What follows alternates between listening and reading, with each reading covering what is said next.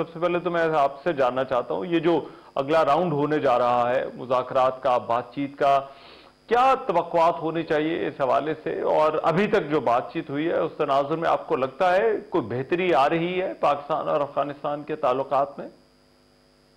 میرے خیال میں جزیات تو کسی کو معلوم نہیں ہے، لیکن جو براڈ اس کا آسپیکٹ ہے وہ تو ان ٹیررسٹ کی موومنٹ پہ قابو پانا ہے۔ اس میں سر فہرست جو ہے وہ ٹی ٹی پی ہے، کیونکہ وہ زیادہ فعال ہے، اور اس ٹی ٹی پی کے ساتھ جو ہے وہ افغان بھی شامل ہو جاتے ہیں حملوں میں۔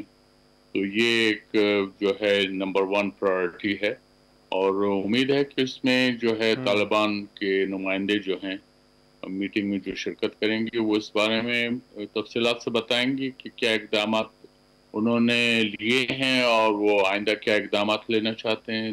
دوسرا آسپیکٹ ہے جو باقی اوور آل جو ٹیررسٹ سین ہے، وہ ٹیررسٹ آرگنائزیشنز جی۔ جو افغانستان کے اندر پناہ گزین ہیں، اس میں آئی ایس کے پی بھی ہے، پھر چائنا کے لیے جو سورس آف کنسرن ہے وہ ای ٹی آئی ایم ہے، تو اور اس طرح القاعدہ بھی ہے، وہ ہر ہاں۔ جگہ موو کرتے ہیں۔ تو آئی ایس کے پی اور القاعدہ کا جو ایریا آف ایکشن ہے وہ تو کہیں پہ بھی جا سکتے ہیں، 360 ڈگریز جہاں میپ ہے وہاں پہ وہ جا سکتے ہیں، لیکن ٹی ٹی اچھا۔ پی جو ہے وہ پاکستان فوکسڈ ہے، تو اس لیے اس میں پاکستان کا جو ہے خصوصی کنسرن ہے۔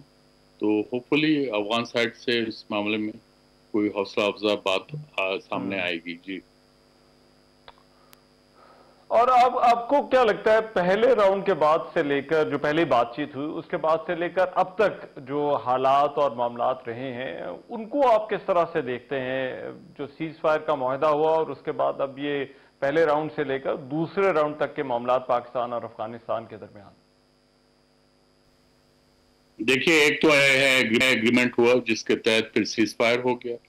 اب سیز فائر جو ہے دیٹ از ہولڈنگ، ابھی بھی اس پہ عمل درآمد ہو رہا ہے۔ اگرچہ ابھی جو ہے وہ بارڈر جو ہے کھلا نہیں ہے، پارشلی کھولا ہے، جس میں جو افغان ڈپورٹیز جو افغانستان جا رہے تھے جی۔ وہ ان کو جانے دیا گیا۔ ٹریڈ ابھی بھی بحال نہیں ہے، تو یہ اس معاملے میں یقیناً پاکستان کی سائڈ سے جو ہے بعض ایسی وہ ضمانتیں درکار ہوں گی جس کے تحت آئندہ یہ معاملہ جو ہے وہ اسموتھلی چل سکے۔ جی اچھا رائٹ، لیکن اس میں دورانی صاحب جو آپ نے دیگر ملکوں کا ذکر کیا کہ کچھ دہشت گرد گروپس کے حوالے سے ان کے بھی تحفظات ہیں، تو ان کا کردار جو اس وقت پاکستان اور افغانستان کے درمیان بات چیت ہو رہی ہے، کیا ان کا کوئی کردار ہے اور وہ اس سارے معاملے کو کس طرح سے دیکھ رہے ہیں؟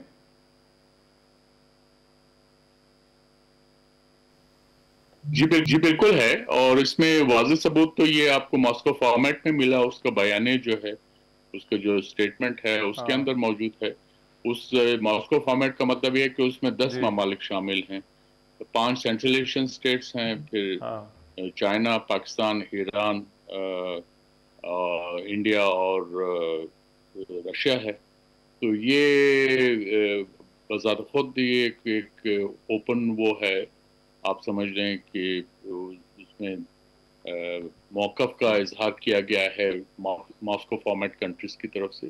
پھر اس لیے کوئی ڈھکی چھپی بات نہیں اچھا ہے۔ ہمارے جو طالبان دوست ہیں ان کو یہ احساس کرنا ہوگا کہ وہ کسی آئی لینڈ میں نہیں رہتے، کسی جزیرے میں نہیں رہتے کہ جہاں وہ اکیلے ہیں اور ان کو کوئی چھیڑے نہیں اور ان کے ساتھ کوئی بات نہ کریں، وہ بھی دخل نہیں دیں گے۔ لیکن پرابلم یہ ہو رہا ہے کہ وہ جس نیبرہڈ میں ہیں اور جس طرح سے کے حالات سے افغانستان پچھلے 46 سال سے گزرتا رہا ہاں ہے، تو وہاں پہ ٹرسٹ جو ہے وہ سب سے بڑی کیجولٹی ہے۔ تو اس لیے وہاں پہ افغانستان کے اندر ہی جو ہے صحیح ٹرسٹ کا فقدان ہے۔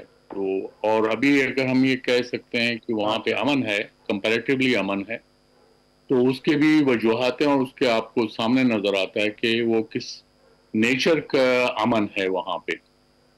تو اس کی فریجلٹی جو ہے اچھا وہ جو ہے کسی وقت بھی آپ کے سامنے آ سکتی ہے کہ یہ جو ہے حالات بدل سکتے ہیں۔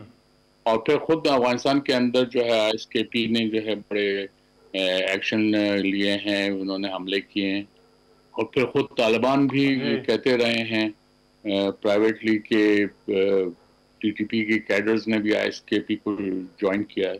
اگر یہ حالت ہے تو پھر ایسی صورت میں طالبان پہ لازم ہوتا ہے کہ وہ جو ہے ہمسایہ ممالک، دوست ممالک سے وہ اسسٹنس طلب کریں، اور وہ اسسٹنس ہونی چاہیے پاکستان کی طرف سے، تو کم از کم میں یہ کہہ سکتا ہوں کہ وہ ان کو یہ آفر رہی ہے۔